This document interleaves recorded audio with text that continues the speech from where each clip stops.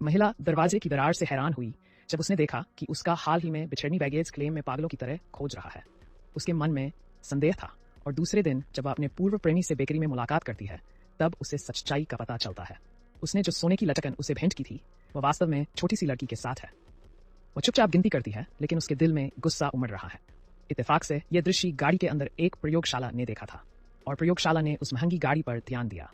एक पूर्व प्रेमी के खिलाफ प्रतिशोध का विचार चुपचाप उभरता है। प्रयोगशाला ने जांचने का नाटक किया और गाड़ी के अंदर लोगों से बात की, लेकिन गाड़ी की खिड़की खुली तो पता चला कि वह वही है। उसने तुरंत प्रयोगशाला को अजीब स्थिति में पाया। वह केवल बातचीत का विषय बदल सका और कहा कि वह इंतजार कर रहा था एक विशेष साक्षात्कार के लिए, लेकिन प्रयोगशाला ने उसे कोई अवसर नहीं दिया और बताया कि इंटरव्यू के लिए पहले से बुकिंग करनी होगी।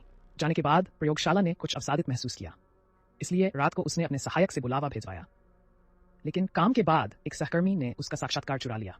दूसरे दिन वह सामग्री लेखशाला के पास गया और बताया कि प्रमाण पत्र में कुछ रुकावट है। प्रयोगशाला के दिल में थोड़ी निराशा थी। इसी बीच प्रमाण पत्र कंपनी पहुंचा। उसने अनजाने में देखा कि कई फाइलों में सहकर्मी का नाम था। फिर उसने प्रयोगशाला के सहायक से पता किया और जाना कि सहकर्मी ने साक्षात्कार को पहले ही पूरा कर लिया। प्रमाण पत्र ने देखा कि उसने कुछ नहीं किया, लेकिन फिर भी उसने सामने से नहीं बताया। जब वह निराश था तभी लॉबी का दरवाजा खुला। वह प्रयोगशाला को जैसे एक रोशनी के रूप में देखता है।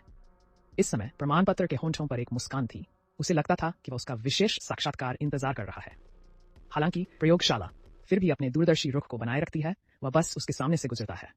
जब वह होश में आता है तो वह तुरंत उसके पीछे भागता है। अरे, मैंने आपसे आज दोपहर का साक्षात्कार नियोजित किया था। यह पहले ही समाप्त हो चुका है। मैंने इस साक्षात्कार का इंतजार दिया है। मैंने आज के लिए इंतजार किया। क्या आपको अब सुविधाजनक लगेगा? कुछ क्षणों के बाद प्रयोगशाला ने अंततः उसकी विशेष गाड़ी को बदल दिया। पहली बार वह प्रयोगशाला के सामने इतनी करीब आ गया। उसके दिल में एक अजीब सा अनुभव उभरा। यह दृश्य एक अजीब स्थिति में था। प्रयोगशाला ने उससे एक सवाल पूछा। उसने पहले साक्षात्कार के बाहर कुछ बातें करने